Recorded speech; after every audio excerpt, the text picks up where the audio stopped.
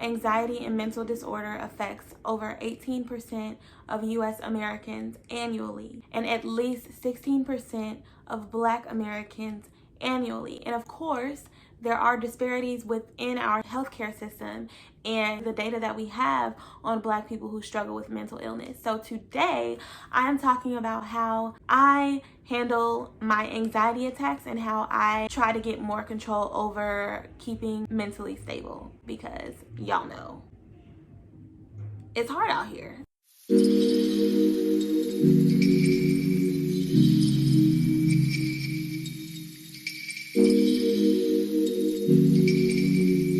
You are here for a divine purpose, and I don't mean on this video. You are literally on this earth for a divine purpose. So thank you so much for clicking on this video and tuning in to the conversation. Let's define what an anxiety attack is.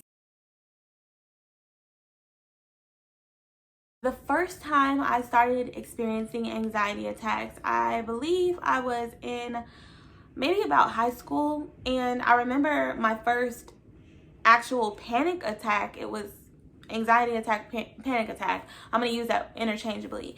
But for me, a panic attack was literally a physical sensation that I felt from anxiety. So it was just a result of what I had been feeling all along, and it manifested itself physically. I remember I was at the grocery store with my mom, and I cannot recall exactly what I was thinking about, but I know I had a lot of stress from school and there was just a lot going on at home. And I remember the feeling of like checking out at the grocery store. Like I took literally a mental picture, and my heart felt like it was either like trying to literally like jump out of my chest, or it had skipped a couple of beats or something. And I do not have a history of a regular heartbeat or anything like that. Like I've never had any pre-existing conditions like that. But I do very much so recall that feeling as being like my heart felt like it was jumping out, sinking, or there was like a pause in my heart rate. Like I felt like, oh my gosh, what's going on? Am I having a heart attack? No, I'm only 13 years old, or whatever the case was. So I know that it had to do with, especially looking back, I know that it was related to anxiety, and I've gotten control of that feeling. I've not experienced a panic attack in quite some time. But after that one instance, I had started experiencing them pretty regularly, and I didn't really know what to do to control them or to kind of get a hold of them. That's why I'm sharing in this video several ways that I handle my anxiety. So the first thing that I'm gonna say is I pay attention to what I put in my body. I'm a chocoholic, you guys. Like I love chocolate. But unfortunately, and I'm not talking about dark chocolate. Like a lot of people say, oh, chocolate's not bad, yada yada. Yeah, you're talking about the sugarless chocolate that like has no flavor with no milk. Yeah, no, that's not the one I'm talking about. Like Hershey's almonds with like Hershey's and almonds, like, or like I grew up on Fannie Mae. Like my mom used to love pecan turtles, like with the caramel and the chocolate and the nuts. Like y'all, I'm good for it. But I noticed that the more that I indulge in things like that, that are high in sugar and low in nutrition, my body becomes out of balance. And especially when you consume a lot of sugar and caffeine, it's going to be a stimulant, and then you may have a crash, or it could just be so stimulating that it makes you anxious. And I know for myself, like I seriously can't or shouldn't do coffee because I get jittery and like I'll literally get shaky, and that is has a major impact on my anxiety. What I also look out for are depressants. So I would consider sugar maybe a stimulant, and alcohol, which would be like a depressant. If I'm indulging in alcohol too often, it just drains my energy. I notice I'm low, like groggy, moving slower, thinking slower, not as sharp, and maybe like judgment is clouded. When I get into modes like that where I'm constantly feeling clouded and I can't think very clear, I know that that will onset me into anxiety, because I feel like I'm not as quick or as punctual, or I feel tired, and it creates an environment mentally for stress. So that is one of the things I look out for as well.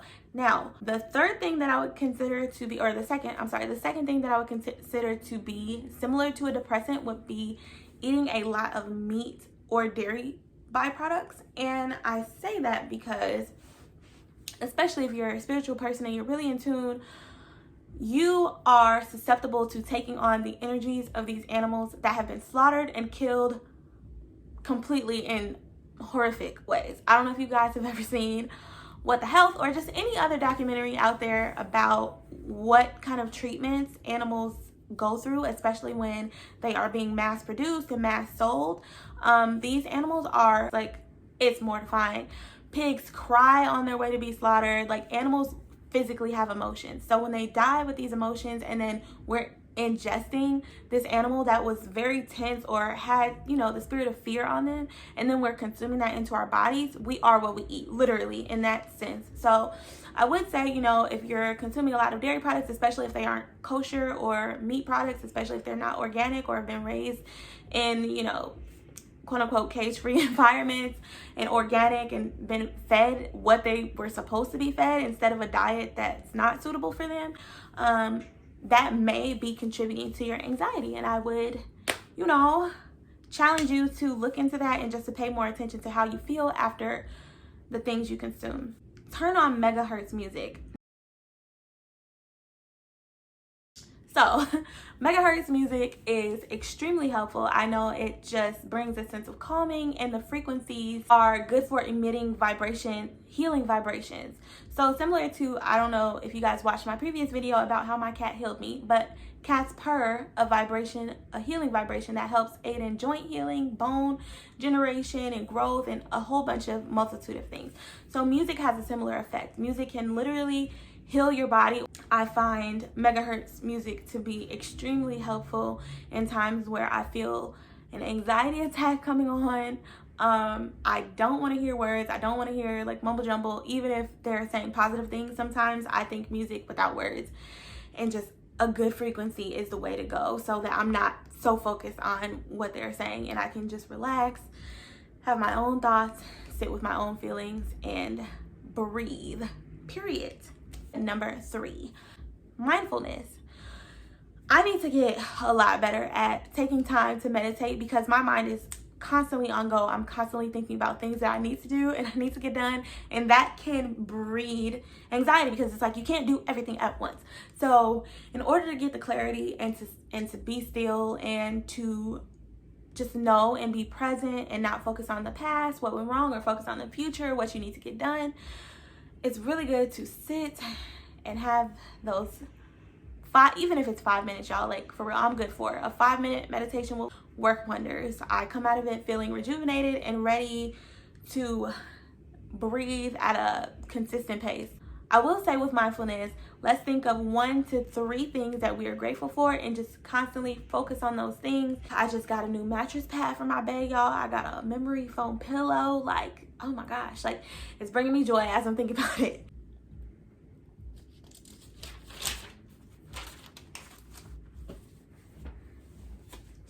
All right, the 4th way I deal with my anxiety: clean your space, y'all. Clean up your room. Yes, you pick up that shirt that's laying on the room, pick up them drawers. Like, y'all, for real, we gotta get it together, okay? You cannot expect your mind to be in a clear operative space if your environment is a complete mess, okay? There are many people that say otherwise and that say they function better in a cluttered environment and things like that. And I would say maybe you don't need a type A environment, but I definitely think like functionality and things are very important when it comes to your environment. I would beg to differ if you say that your room is a complete mess and you're completely functional. If you know that works for you, then hey, it works for you.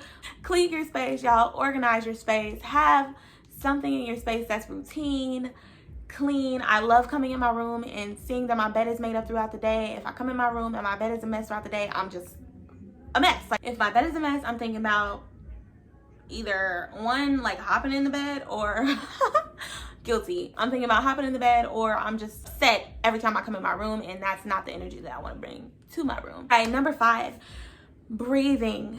Breathing is so important to avoiding onset panic attacks and anxiety attacks. I struggle with this one a lot. I noticed that my breathing is very short. I have to constantly do breath work.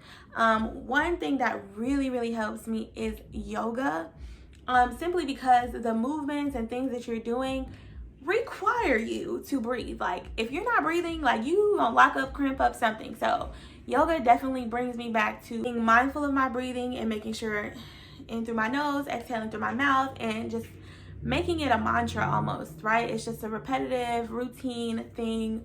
So I highly recommend yoga and focusing on your breathing when you feel you are having an anxiety attack.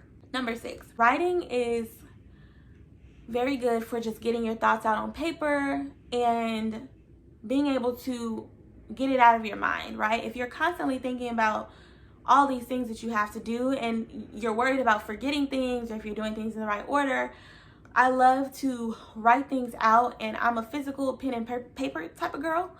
So even like my notes for this video, like I put them on a notebook, and I'm able to organize and just see what my thoughts are, and it helps get me out of my head, and it helps decrease my anxiety because I know I'm gonna address everything on this paper. You also just want to journal and document how you're feeling, because it just helps you notice patterns, and maybe like it could be a person that you've been around or a TV show that you watched, and if you're keeping track of those things, you're able to better identify, maybe I should stay away from this because last time I remember it caused an onset anxiety attack for me, and I'm just not trying to experience that right now.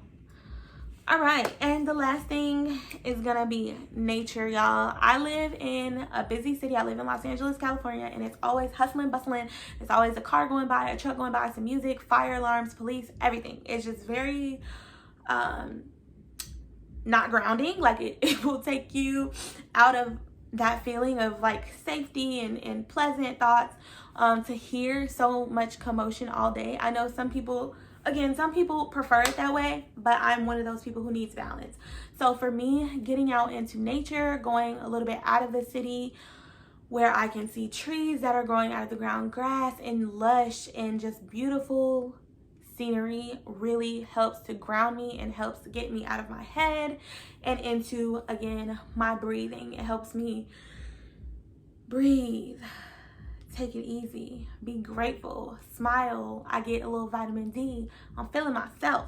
Water has a calming effect. I know trees have wonderful energy, especially if you're able to find trees that have energy vortexes. Find those, get around them. Find a tree with an energy vortex. That is a wonderful place in nature to get grounded and to get in tune with yourself. Hug a tree. And Mother Earth, Gaia, whatever you like to call her, she has a plethora of beautiful positive energy that we can tap into at any given moment. So I beg you, if you're experiencing anxiety, to try one of these 7 techniques that I've told you about. They truly helped me, and I know they can help somebody here. So again, thank you so much for watching this video. If you like the content, if you have anything that you do in your personal life that helps you with anxiety, please feel free to leave it in the comment section below. Subscribe, like, share, all that good stuff. I'll see you guys on the next one. Thank you so much for tuning in. Bye.